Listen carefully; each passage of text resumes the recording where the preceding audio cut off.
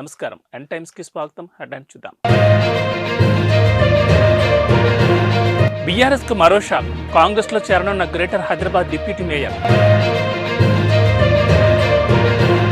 మీ బిడ్డను కదా, మీ భూమి నాకు ఇచ్చేయండి అంటూ జగన్ గుంజుకుంటాడు.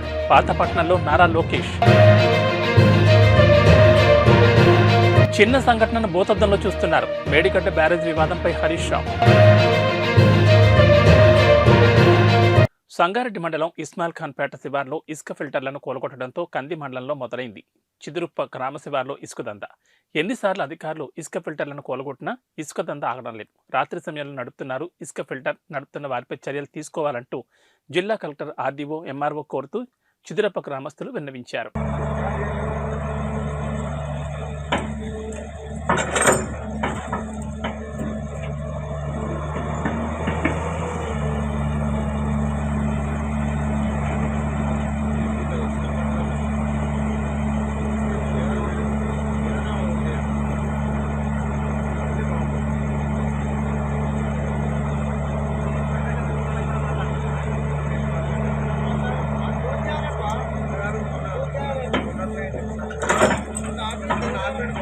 నిజాంపేట్ మండల కేంద్రంలోని శ్రీచక్ర పౌల్ట్రీ ఫార్మ్ సమీపంలో బుధవారం ఉదయం సిద్దిపేట నుండి మెదక్ వస్తున్న పెండ్లి బృందం బస్సును మెదక్ నుంచి సిద్దిపేటకు వెళ్తున్న లారీ అతివేగంతో ఢీకొట్టడంతో బస్సులో ప్రయాణిస్తున్న ప్రయాణికులకు తీవ్ర గాయాలయ్యాయి.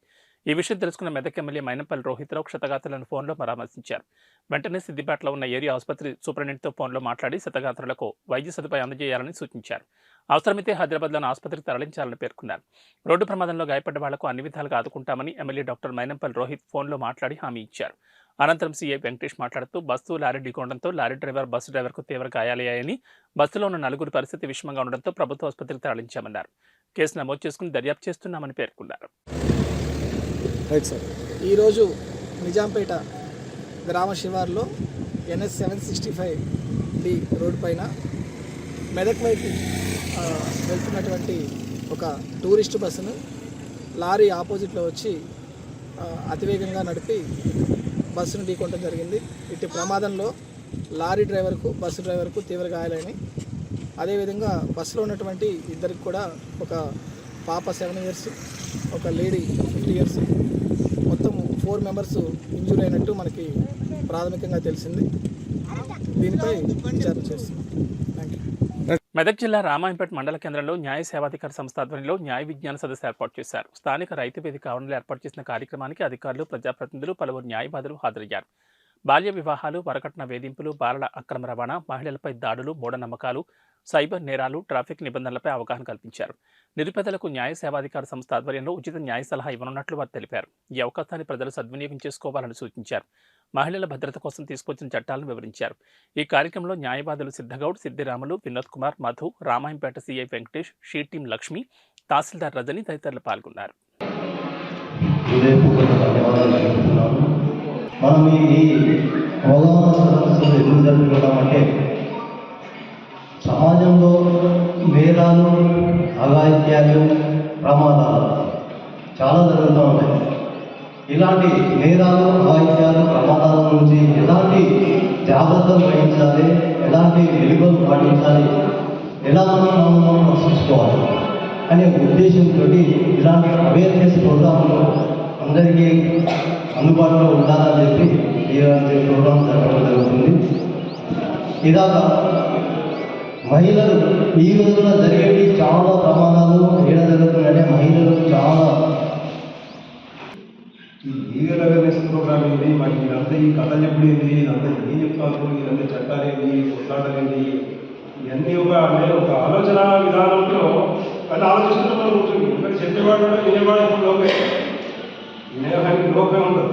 ఏంటి అంటే చట్టం ఎంతటి వారికైనా చట్టం తన పని తను చేసుకుపోతుంది. నాకు నీకు ఉన్నవాడికి మొన్నటి కూడా చంద్రబాబు వేసింది, కేజ్రీవాల్ వేసింది, అందరినీ జైల్లో పెట్టారు. కల్లు ప్రసాద్ కూడా ఇప్పుడు ఎవరిని చిన్న కానిస్టేబుల్ చాలా మంది పోలీస్ స్టేషన్కి రావడానికి ఇష్టపడరు. భార్య విషయంలో స్టేషన్లో కంప్లైంట్ ఇస్తే మళ్ళీ నేను హస్బెండ్తోనే కలిసి ఉండాలి, మళ్ళీ న్యూసెన్స్ చేస్తాడు, తాగి గొడవ చేస్తాడు, స్టేషన్లో కంప్లైంట్ చేయాలని ఉండాలనుకున్నప్పుడు మీరు సఖీ కేంద్రం వెళ్ళి మీరు కంప్లైంట్ చేసినట్లయితే మీరు కౌన్సిలింగ్ అటెండ్ అవ్వచ్చు.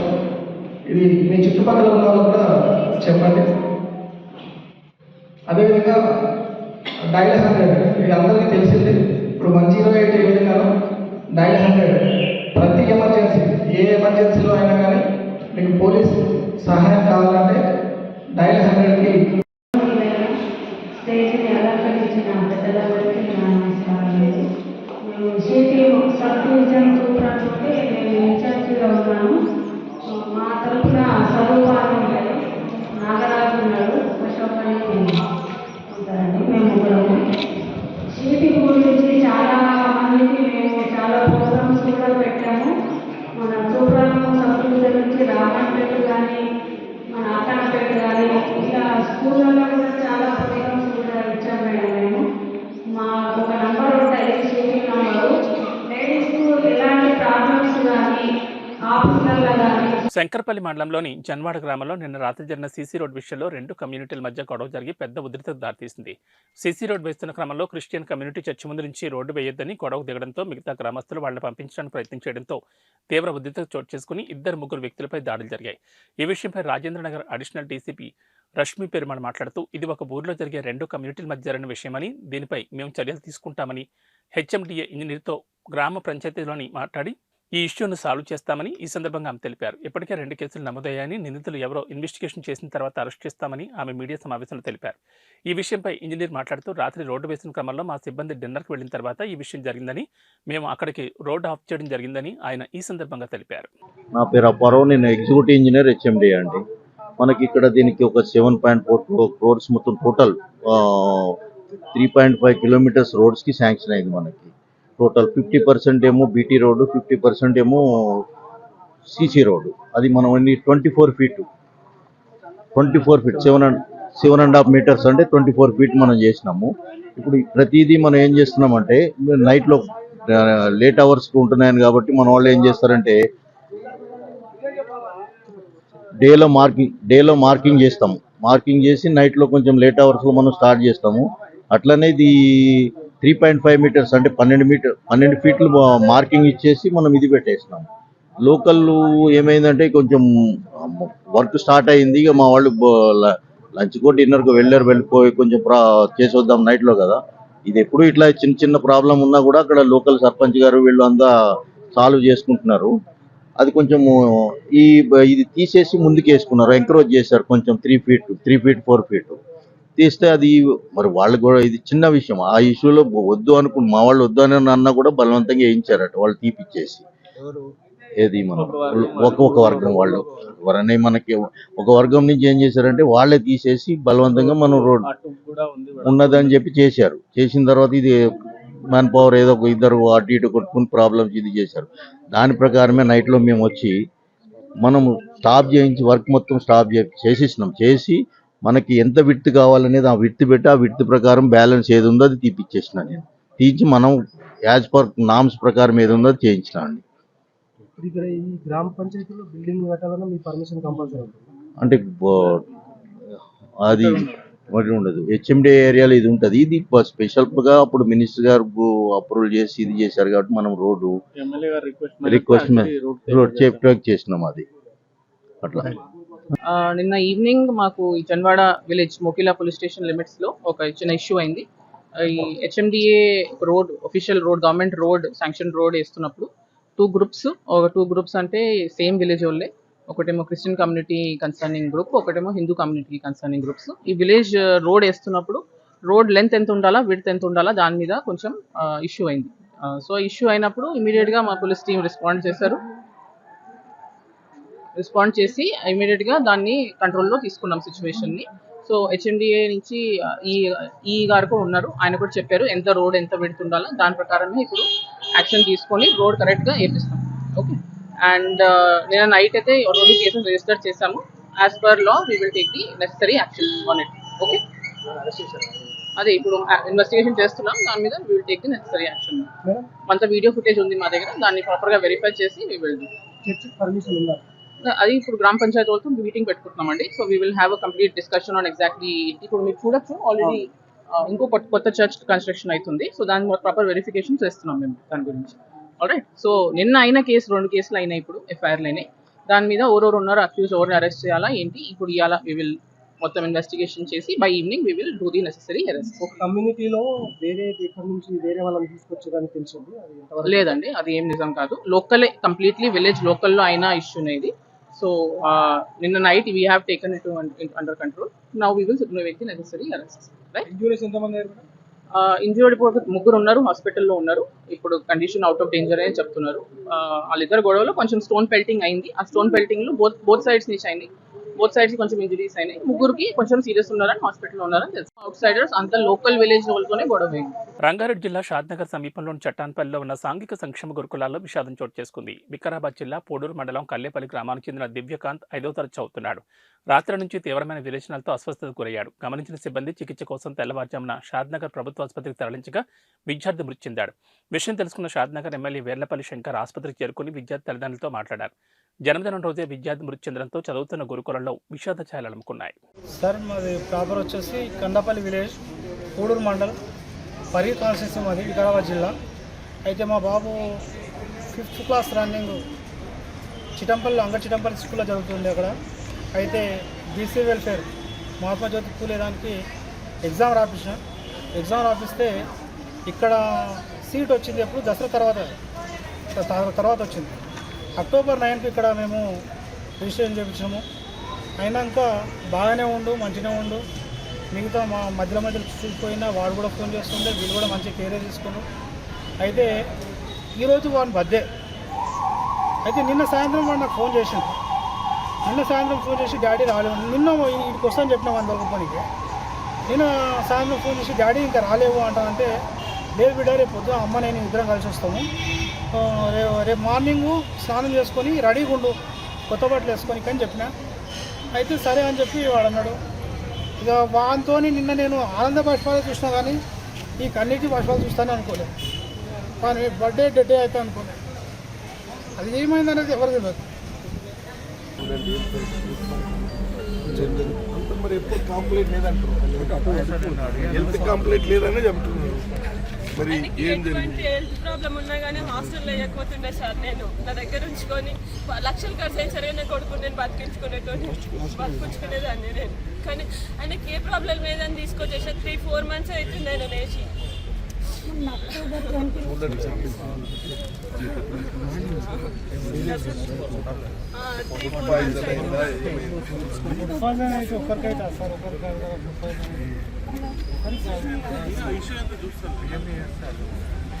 కలియుగ ప్రత్యక్ష దైవం శ్రీ సూర్యనారాయణ స్వామివారి రథసప్తమి వేడుక ఈ నెల 16వ తేదీన జరగనున్న నేపథ్యంలో బుధవారం జిల్లా కలెక్టర్ డాక్టర్ మంజిత్ జిల్లాని సమోన్, ఎస్పీజీఆర్ రాధిక రథసప్తమి ఏర్పాట్లను పరిశీలించారు. ఈ క్రమంలో ముందుగా ఆలయ అర్చకులు జిల్లా కలెక్టర్కి మర్యాదపూర్వకంగా స్వాగతం పలికారు.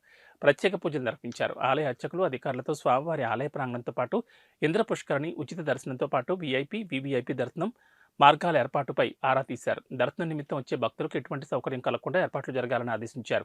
అదేవిధంగా రథసప్తమి రోజున ఎటువంటి అవాంఛనీయ సంఘటనలు జరగకుండా పకడ్బందీగా బందోబస్తు ఏర్పాటు చేయాలని పోలీసు అధికారులకు సూచించారు. ట్రాఫిక్ అంతరాయం కలగకుండా భక్తుల యొక్క ద్విచక్ర వాహనాలు, కార్లు, 80 అడుగుల రహదారి మార్గంలో వాహనాల పార్కింగ్ స్థలాన్ని పరిశీలించారు. దర్శన మార్గాల్లో నాణ్యమైన బారికేడ్లను ఏర్పాటు చేయాలన్నారు.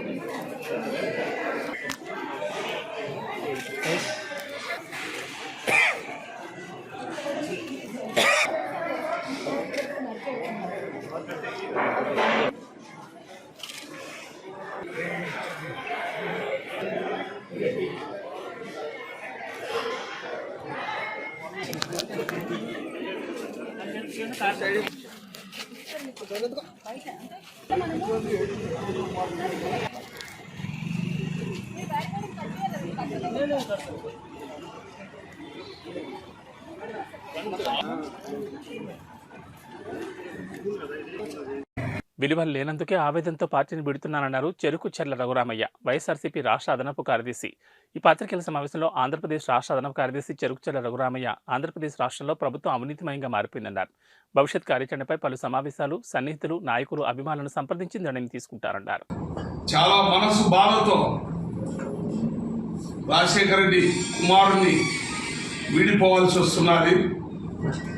నేను ఈరోజు మీ అందరి సమక్షంలో, పత్రికా మిత్రులందరి సమక్షంలో నేను వైఎస్ఆర్సీపీ పార్టీకి రాష్ట్ర అదనపు కార్యదర్శి పదవికి రాజీనామా చేస్తున్నాను.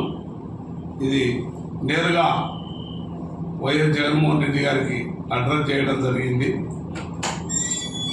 ఎందుకంటే రాష్ట్ర అదనపు కార్యదర్శి, ఎందుకంటే అన్న పార్టీలో నేను చాలా సీనియర్.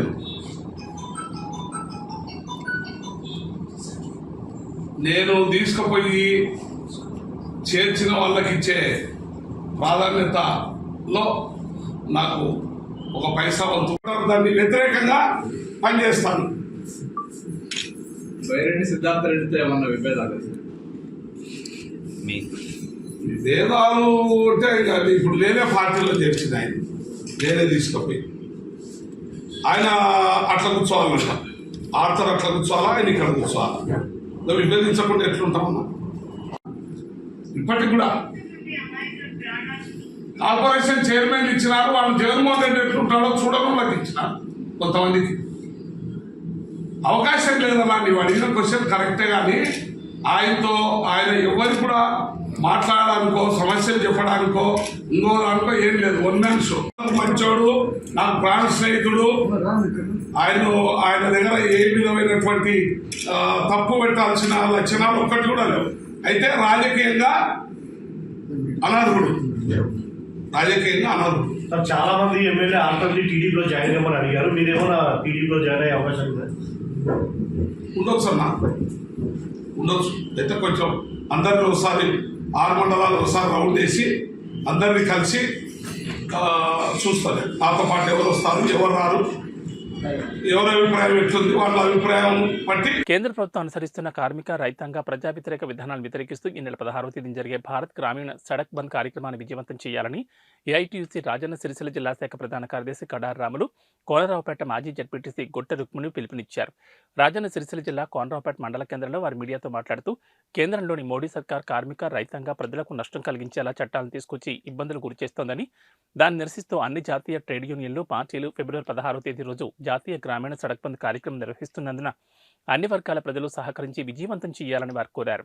ఇలా చూసుకుంటే ఇలా ఏ పింఛన్ల కాడికి వచ్చే వరకు కూడా మనిషి లక్షల నౌకర్లు ఇస్తామని ఏ ఒక్కరికి నౌకరు ఇవ్వకపోగా ఇలా ఒక ఉద్యోగ సంఘాలను కూడా ఇలా ప్రైవేటీకరణ చేసి వాళ్ళ ఒక పొట్టలు కొట్టే విధానం ఈ కేంద్ర బీజేపీ. ఇలా జిఎస్టీ తీసుకొచ్చి ఇలా నిత్యావసర సరుకుల మీద ఎవరన్నా నిరుపేద కుటుంబాలు కొనుక్కుందామంటే, కార్మికులు కొనుక్కుందామంటే వాళ్ళ ఒక్క పొట్టలు కొట్టే విధానం. ఇలా ఏం పరిపాలిస్తూ ఉంది బీజేపీ ప్రభుత్వం. ఇలా బండి సంజయ్ గారు ఈ నియోజకవర్గ ప్రాంతంలో తిరిగి ప్రచారం చేస్తూ ఉన్నాడు ఎంపీగా. ఇలా మేము అడుగుతా ఉన్నాం, ఇలా సంఘాలకు నిధులు కేటాయించండి అయ్యా, ఎంపీ నిధులు అని అడిగినాం. ఏ ఒక్కటి నిర్వహించారు, ఇలా ఏ ఒక్క సంఘానికి ఎంపీ నిధులు కేటాయించిరని ఇలా మేము అడుగుతా ఉన్నాం బండి సంజయ్ గారిని. ఇలా ఏదో శ్రీరాముని పేరుతో అయోధ్యలో ఇక్కడ స్థానికంగా ఉన్న కార్మికులకు పని దొరకకపోతే అయోధ్యలో రామ మందిరం కట్టినాం, అక్కడ రాముని తలవాలని ఊరూరే వస్తూ ఉన్నారు. ఇవాళ ఇక్కడ చూసుకుంటే స్థానికంగా ఉన్న కార్మికులకు పని దొరుకుతలేదు. బీహార్, యూపీ కూలీలు వచ్చి అక్కడ ఉపాధి ఉన్నట్టుంటే ఆ కూలీలు ఇక్కడికి వచ్చి ఈ కార్మికుల పొట్టలు ఎందుకు కొడుతురని మేము మోడీని అడుగుతూ ఉన్నాం. ఇలా నీ ప్రాంతంలో పని దొరికినట్టుంటే ఆ కార్మికులు వచ్చి మా ప్రాంతంలో మా కార్మికులకు పని దొరకకుండా ఎందుకు చేస్తారని అడుగుతా ఉన్నాం మోడీని. ఇలా ప్రధానంగా ఒక్కటే, ఈ 44 కార్మిక చట్టాలు ప్రభుత్వంలో అమలు చేయని వేళలో ఈ 16వ తారీఖు సమ్మెతో కానీ పెద్ద ఎత్తున ఆందోళన కార్యక్రమం చేపడతాం. అదేవిధంగా కూడా 16వ తారీఖు నాడు వెమ్లవాడ సిరిసిల్లలో పెద్ద ఎత్తున ఆందోళన సమ్మెలు అందరూ కూడా జయప్రదం చేసి కార్మిక, కర్షక, రైతాంగ, ఉద్యోగ సంఘాలన్నీ కూడా పాల్గొనాలని ఏఐటిసి జిల్లా సెక్రటరీ సిరిసిల్ల. 16వ తారీఖు నాడు సిరిసిల్లలో కాలేజీ గ్రౌండ్ నుంచి ఆర్డీఓ ఆఫీసు దాకా మరి మహాధర్నా ఉంటుంది. మరి గ్రామీణ ప్రాంతాలలో కూడా బంద్ పాటించి ఈ సమ్మెకు ఈ ధర్నాకు ఈ ర్యాలీకి మరి అన్ని సంఘాల కింద పనులు చేస్తున్నటువంటి రైతాంగము, మరి కార్మికులు, కర్షకులు, బీడీ కార్మికులు, బీడీ టేకదారులు, మరి అన్ని యూనియన్ల కింద పనిచేస్తున్నటువంటి అందరూ కూడా హాజరై ఆ మహాధర్నాను విజయవంతం చేయాలని చెప్పి మండలం కేంద్రం నుంచి మరి కాంగ్రెస్ అనుబంధ సంఘం ఐఎన్టీసీ ఆధీనంలో కూడా నేను వాళ్ళకు పిలుపునిస్తూ, మరి ప్రజలారా ఇప్పటికైనా అర్థం చేసుకోండి. ఎందుకు అనంటే నరేంద్ర మోడీ గారు మరి తెలియకుండానే మరి రాష్ట్ర ప్రజలే కాకుండా కేంద్ర ప్రభుత్వం 4 మూలలను నష్టం చేసేటువంటి విధానాలు ఆయన పరిపాలనలో జరుగుతున్నాయి. ఇవాళ రామజన్మ భూమి అని మరి ఇంటింటికి తలవాలు వంచుతూ మరి మతకాల్లో మత పిచ్చిని ప్రజల మధ్యలకు మరి రేపుతూ మరి ప్రజలను పక్కతో పట్టించేటువంటి పరిస్థితి. ఇవల్ల మరి నిన్ననే మరి బండి సంజయ్ గారు కమలం పువ్వు గుర్తుకు ఓటేస్తే రాముడికి ఓటు వేసినట్లేనని బీజేపీ జాతీయ ప్రధాన కార్యదర్శి ఎంపీ బండి సంజయ్ కుమార్ వ్యాఖ్యానించారు. హిందువుల 500 ఏళ్ల చిరకాల వాంఛన నెరవేర్చిన నరేంద్ర మోడీని మళ్లీ ప్రధాని చేయాల్సిన అవసరం అందరిపైన ఉందన్నారు. సిరిసిల్ల జిల్లా గంభీరావుపేట కేంద్రంలో నిర్వహించిన ప్రజాహిత యాత్రలో ప్రజలనుద్దేశించి బండి సంజయ్ ప్రసంగించారు. కేంద్ర డ్యామ్ సేఫ్టీ అథారిటీ బృందం అసెంబ్లీ ఎన్నికలకు ముందే కాళేశ్వరం ప్రాజెక్టును సందర్శించి నివేదిక రూపొందించి చర్యలు తీసుకోవాలని కోరినా రాష్ట్ర ప్రభుత్వం ఇంతవరకు ఎందుకు పట్టించుకోవడం లేదని బీజేపీ జాతీయ ప్రధాన కార్యదర్శి ఎంపీ బండి సంజయ్ కుమార్ ప్రశ్నించారు. ఈ ప్రాజెక్టు ద్వారా 1,00,000 కోట్ల ప్రజాధనాన్ని వృధా చేసిన కేసీఆర్ సహా బాధ్యులను ఎందుకు అరెస్ట్ చేయలేదని, వారి ఆస్తులను ఎందుకు జప్తు చేయలేదో సమాధానం చెప్పాలని డిమాండ్ చేశారు. కాళేశ్వరంపై కేంద్ర రాష్ట్ర ఇంజనీరింగ్ నిపుణుల బృందం నివేదిక ఇచ్చిందని, విజిలెన్స్ సైతం రిపోర్ట్ ఇచ్చిన తర్వాత మళ్లీ అక్కడికి వెళ్లాల్సిన అవసరం ఏముందని ప్రశ్నించారు. రాముడు ఎడగొట్టాడు మరి కాంగ్రెస్ వాళ్ళకి డౌట్ ఉందట, రాముడు అయోధ్య పుట్టిన గ్యారెంటీ ఏంటి అంటే ఇద్దామా గ్యారెంటీలకు? ఈసారి ఓటేసి అరే కొడుక రాముడు అయోధ్యనే పుట్టిండు, అందుకే ఓటేస్తున్నాం అని ఓటేసాం గట్టి కూర్చుని కాంగ్రెస్ వాళ్ళకు ఢిల్లీకి సోనియా గాంధీకి నిలబడాలి. సోనియా గాంధీని పిలిచారు, ఏమేమా గుడి పంచకు రా, దేశం అందరిని పిలుస్తారు, ఈ రాజకీయాలకు సంబంధం అంటే సోనియా గాంధీ ఓలే. ఇక రాహుల్ విన్సీ అనే పేరు, ఆయన అసలే కూడా ఒకసారి ఏలో గోల్డ్ కొడతాడు, ఒకసారి ఎడుగుతాడు ఆయనకే తెలియదు. రాహుల్ విన్సీ అనే పేరు. ఇక కాంగ్రెస్ వాళ్ళు దానికి ఓలే. ఎందుకు ఓలేదంటే ఈటేస్తే తుర్కు రోడ్లు రావాలి, ఇలా తుర్కు రోడ్లు వస్తున్నారు అవునా. వాళ్ళు కూడా అక్షింతల ప్రోగ్రాము అందరు వాళ్ళు కూడా అక్కడక్కడ పాల్గొన్నారు, అక్కడక్కడ వ్యతిరేకించారు. అక్షింతలు వచ్చినాయి అందరికి. ఏ బియ్యం రేషన్ బియ్యం వచ్చినాయా, బాస్మతి బియ్యం వచ్చినాయా? ఇక్కడ కాంగ్రెస్ ఆయనకు బాగా డౌట్ వస్తున్నాడు. రేషన్ బియ్యం కావన్నీ అంటాడు, ఆయనకు అక్షింతలు రేషన్ బియ్యం తీసుకోవడం, ఆయనకు బాస్మతి బియ్యం చేసిన బియ్యం కావాలంట ఆయనకు. అంటే ఎట్లా మాట్లాడుతారో ఒక్కసారి అర్థం చేసుకున్నాక. రాముడు అయోధ్యలో పుట్టిన గ్యారెంటీ ఏంది అని అన్నాడు కాంగ్రెస్ వాళ్ళు. నేనన్నా మీ అమ్మకు నువ్వు పుట్టినవాడిని గ్యారెంటీ ఏంది అని నేనన్నా. అవునా కదా? ఎవరు చెప్పారు మీ అమ్మ పుట్టినవాడు? ఎవరు చెప్పారు నీకు? అక్కడ ఉండే ఒక నర్సమ్మ వచ్చి అమ్మ ఎవరికి బాబు పుట్టిండు, అమ్మ నీకు పాప పుట్టింది అంటే తెలుస్తుంది. ఆధారమూలు అని నరసమ్మ. రాముడు అయోధ్యలో పుట్టిండు అన్నదానికి చరిత్రనే ఆధారం. అవునా కదా? రాముడు గాన్నే పుట్టిండా, గాన్నే గుడి కట్టానా, గుడి ఎందుకు కట్టా అంటే బాగా చెప్తా కట్టి చూపెట్టినాం. ఏడ కట్టాలో గాన్నే కట్టినాం. ఇంకెక్కువ మాట్లాడితే దేశం మొత్తం గుళ్ళు కడతాం. మరి గుళ్ళు కట్టే పట్టే వేరే ఏం కట్టాలి, ఏం అనుమానం అలా. అవునా కదా? ఇలా కాంగ్రెస్ ఉన్నారు, మొన్న ఎన్నికలప్పుడు వచ్చి ఓట్లు వేసుకున్నారు. ఏం చెప్పారంటే 2,00,000 రూపాయల రుణమాఫీ వేస్తాన్నారు. చేసిండా?